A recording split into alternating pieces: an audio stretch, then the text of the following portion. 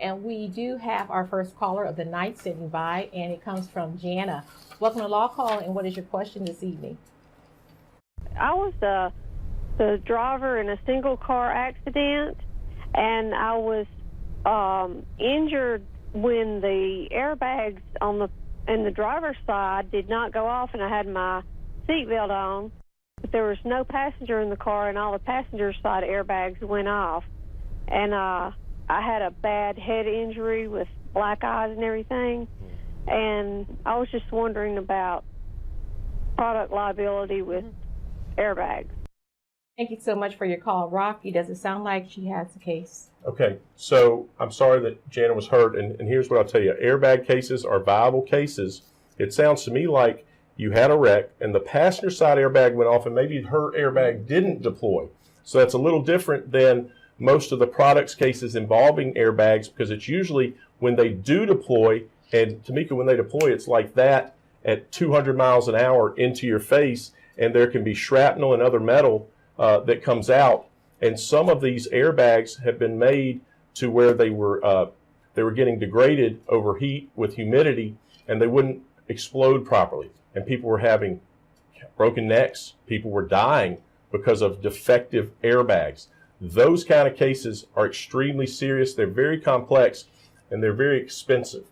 And you have to hire an expert in the airbag industry, or a former airbag industry expert usually, who's an engineer who's going to come in and say that that product was designed defectively, that it was unreasonably dangerous, and that had it been built like other alternative airbags, that it would not have likely caused this injury. That's a lot of legal mumbo jumbo. There's about 10 hoops that you have to get through, and you may have different experts for different types or parts of that case. Let's talk about Jana's question. Wow, I didn't think about that. Okay, here's the reality. These cases usually take against an airbag, usually manufacture $100,000, $250,000. It's going to be difficult. I'm not saying impossible. It's going to be difficult to find an attorney who's willing to outlay that kind of money up front with no guarantee of recovery for your injuries. Thank goodness they're not as serious as they could have been. Now, I'm not trying to discourage you from talking to somebody. If you want to give me a call, feel free to do that. And if I can't help you, I'll find you somebody that will. When you broke it down into different parts, that's what came to mind to me, because you imagine, when you think just the airbag, and then maybe, things that make the bag eject. So those are the parts. So you could sue all those people. You could sue the component manufacturers. But think about it. You're probably going to have a different expert for every single type of defect that you allege, and it gets real expensive very fast. Mm-hmm. And it's not an accident that the Mississippi Product Liability Act is like jumping the high hurdles. It's because the industry, the insurance industry, the product manufacturers, and the legislature all got together, and they wrote this law, and it's not to help you. It's not to help me. It's not to help injure people. It's to help the manufacturers. Wow. And then talk about recalls. There are a lot of recalls. I know a popular vehicle out there right now, the Tesla, and recall, especially with a person who may purchase a used vehicle from someone, and you see those recalls. How important is it to pay attention to those? You need to pay attention to them, because if something happens and you had a recall notice and you didn't take that to the manufacturer or to the dealership and go get that fixed, that's going to be the first line of defense.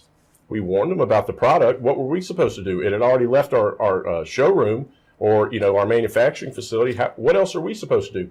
That's a huge defense. Now, here's what happens is it almost always comes down to money.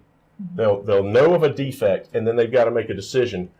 Are we going to recall all these vehicles, 10, 20, 100,000 cars, or are we going to notify the public? And they have to make a judgment call. And I think everybody remembers the Ford Pinto that was unsafe at any speed. And there were some terrible documents back in those cases that talked about they were weighing the cost of fighting the lawsuits and injured people versus taking that dangerous car off the market. That's always a tough spot to be in if you're a manufacturer. Okay. So on that broad announcement that we've been seeing about the Tesla, is that kind of like when you say a disclaimer that, even though you're not getting maybe a notice, let's say you don't get a notice in the mail, that stands too? just that broadcast announcement or the things that we're seeing on television? I'm not familiar. I remember hearing something about that. I think that if you get a recall notice, you need to act on it and not ignore it. It's tough because we get a lot of junk mail sometimes, but it's not junk mail. And if you don't act on it, I promise you, if something happens, the manufacturer's going to say we warned them about it, and they didn't take the action. So you better act on it. All right.